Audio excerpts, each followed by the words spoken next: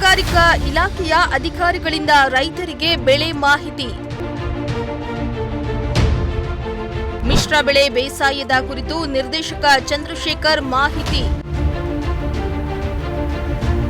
ತಿಪಟೂರು ತಾಲೂಕಿನ ಅನಗೊಂಡನಹಳ್ಳಿ ಗ್ರಾಮದ ಮೋಹನ್ ಎಂಬ ಜಮೀನಿನಲ್ಲಿ ರೈತರಿಗೆ ತೋಟಗಾರಿಕೆಯ ಹಿರಿಯ ಸಹಾಯಕ ನಿರ್ದೇಶಕರಾದ ಚಂದ್ರಶೇಖರ್ ಅವರು ಜೇನು ಸಾಗಾಣಿಕೆ ಸೇರಿದಂತೆ ವಿವಿಧ ಮಿಶ್ರ ಬೆಳೆಗಳ ಕುರಿತಾಗಿ ಮಾಹಿತಿಯನ್ನ ನೀಡಿದರು.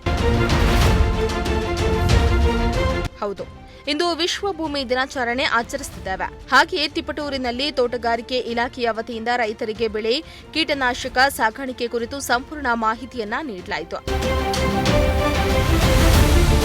ಇನ್ನು ಇದೇ ವೇಳೆ ತೋಟಗಾರಿಕೆ ಹಿರಿಯ ಸಹಾಯಕ ನಿರ್ದೇಶಕರಾದ ಚಂದ್ರಶೇಖರ್ ಮಾತನಾಡಿ, ಇಂದಿನ ದಿನಮಾನಗಳಲ್ಲಿ ಕೊಬ್ಬರಿ ಬೆಲೆ ಕುಸಿತ ಕಂಡಿದ್ದು ರೈತರು ಕಂಗಾಲಾಗುವುದು ಬೇಡ. ಪ್ರಮುಖವಾಗಿ ತೋಟಗಾರಿಕೆ ಬೆಳೆಗಳಿಗೆ ತಗಲಿರುವ ರೋಗ ಕೀಟಗಳ ನಿರ್ವಹಣೆ, ಬೇಸಾಯ ಪದ್ಧತಿ, ಮಿಶ್ರ ಬೆಳೆಯ ಬಗ್ಗೆ ಮಾಹಿತಿ ನೀಡಿ ತೋಟಗಾರಿಕೆ ಇಲಾಖೆಯಲ್ಲಿ ಸಿಗುವಂತಹ ಸವಲತ್ತುಗಳ ಮಾಹಿತಿಯನ್ನ ನೀಡಿದ್ರು. ಆ ಮೂಲಕ ರೈತರಲ್ಲಿ ವ್ಯವಸಾಯ ಜ್ಞಾನಕ್ಕೆ ಮತ್ತಷ್ಟು ಪುಷ್ಟಿಯನ್ನ ನೀಡುವ ಕೆಲಸವನ್ನ ಮಾಡಿದ್ರು.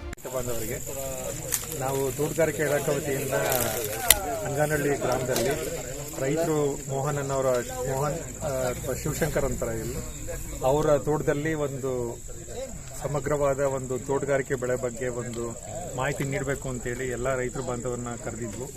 ಇವ್ರ ತೋಟದಲ್ಲೇ ಯಾಕೆ ಮಾಡಿದ್ವು ಅಂತ ಅಂದ್ರೆ ಈಗ ನೀವು ನೋಡ್ತಾ ಇರ್ಬೋದು, ಕೋಕೋ ಗಿಡಗಳು ಇಲ್ಲಿ ತುಂಬಾ ಚೆನ್ನಾಗಿ ಬೆಳೆದಿದೆ. ನಮ್ಮ ತಾಲೂಕಿನಲ್ಲೇ ಪ್ರಥಮವಾಗಿ ಇವರು ಕೋಕೋನ ಇಷ್ಟು ಚೆನ್ನಾಗಿ ಬೆಳೆದಿದ್ದಾರೆ. ನಮ್ಮ ಮುಖ್ಯ ಉದ್ದೇಶ ಏನಂದ್ರೆ ಇಂದಿನ ದಿನಗಳಲ್ಲಿ ಈ ಕೊಬ್ಬರಿಗೆ ಬೆಲೆ ಕುಸಿತದಿಂದ ತುಂಬಾ ರೇಟು ಸಹಿತ ಕಡಿಮೆ ಆಗಿತ್ತು. ಈ ನಾವೊಂದು ಮಿಶ್ರ ಬೆಳೆ ಒಂದು ಮಾಡಿದಾಗ ರೈತ ಬಾಂಧವರು ತಿಂಗಳಲ್ಲಿ ಇದನ್ನ ತುಂಬಾ ಉತ್ಕೃಷ್ಟವಾಗಿ ಬೆಳೆ ಮಾಡಬಹುದು. ಆ ಒಂದು ದೃಷ್ಟಿನಲ್ಲಿ ಇವರು ತೋಟದಲ್ಲಿ ಒಂದು ತೋಟಗಾರಿಕೆ ಒಂದು ತರಬೇತಿನ ಆಯೋಜನೆ ಮಾಡಿದ್ರು. ಇಲ್ಲಿ ರೈತ ಬಾಂಧವರೆಲ್ಲ ಸೇರಿದ್ರು. ನಾವು ಪ್ರಮುಖವಾಗಿ ಒಂದು ತೋಟಗಾರಿಕೆ ಬೆಳೆಗೆ ತಗಲುವಂತಹ ರೋಗ ಮತ್ತೆ ಕೀಟಗಳ ನಿರ್ವಹಣೆ, ಬೇಸಾಯ ಪದ್ಧತಿ ಮತ್ತೆ ಮಿಶ್ರ ಬೆಳೆ ಬಗ್ಗೆ ಮಾಹಿತಿ ಕೊಟ್ಟರು. ಅದೇ ರೀತಿ ನಾವು ತೋಟಗಾರಿಕೆ ಇಲಾಖೆಯಲ್ಲಿ ಸಿಗ್ತಕ್ಕಂತಹ ಒಂದು ಸವಲತ್ತನ್ನ ಯಾವ ರೀತಿ ಬಳಕೆ ಮಾಡ್ಕೊಳ್ಳೋದ್ರ ಬಗ್ಗೆನೂ ಸಹಿತ ಒಂದು ಮಾಹಿತಿ ನೀಡಿದ್ರು. ಇಲ್ಲಿ ಹೆಚ್ಚಿನ ಜನ ರೈತರು ಸೇರಿದ್ದಾರೆ. ಈ ರೀತಿ ಎಲ್ಲ ಯಾವುದೇ ಒಂದು ತೋಟದಲ್ಲಿ ಈ ರೀತಿ ನಾವು ಮಾಹಿತಿ ಕೊಡ್ಲಿಕ್ಕೆ ಸಿದ್ಧರಿದ್ದೀವಿ. ನಮ್ದು ಮುಖ್ಯ ಉದ್ದೇಶ ಏನಂದ್ರೆ ರೈತರಿಗೆ ಮನೆ ಮನೆಗೆ ಮಾಹಿತಿ ತಲುಪಿ ನಮ್ಮ ಇಲಾಖೆಯಿಂದ ಸಿಗ್ತಕ್ಕಂತಹ ಸವಲತ್ತನ್ನ ಉಪಯೋಗ ಮಾಡ್ಕೊಳ್ಳಿ ಅನ್ನೋದೇ ನಮ್ಮ ಒಂದು ಆಶಯ. ಇನ್ನು ಇದೇ ಸಂದರ್ಭದಲ್ಲಿ ರಾಷ್ಟ್ರೀಯ ತೋಟಗಾರಿಕೆ ಮಿಷನ್ ಕಾರ್ಯಕ್ರಮದ ಯೋಜನೆಗಳ ಕುರಿತಾಗಿಯೂ ರೈತರಿಗೆ ಮಾಹಿತಿಯನ್ನ ನೀಡಿದ್ರು. ಅಡಿಕೆ ಉತ್ಪನ್ನ, ಅಡಿಕೆ ಸುಲಿಯುವ ಮತ್ತು ಬೇಯಿಸುವ ಮಿಷಿನ್ ಕೃಷಿ ಇಲಾಖೆಯಿಂದ ರೈತರಿಗೆ ನೀಡ್ತವೆ. ಸೋಲಾರ್ ಪಂಪಿಗೆ ಸಹಾಯಧನ ನೀಡುವ ವ್ಯವಸ್ಥೆಯನ್ನ ಕೂಡ ಮಾಡ್ತೀವಂತ ಹೇಳಿದ್ರು. ನಾವು ಕೋಕೋ ಹಾಕಿ ಇದು 2 ವರ್ಷ ಆಗಿದೆ. ನಮಗೆ 1.5 ವರ್ಷಕ್ಕೆ ಫಲ ಬಂತು. ನಮ್ಗೆ 1.5 ವರ್ಷಕ್ಕೆ ಫಲ ಬಂದಿದೆ ಇದು.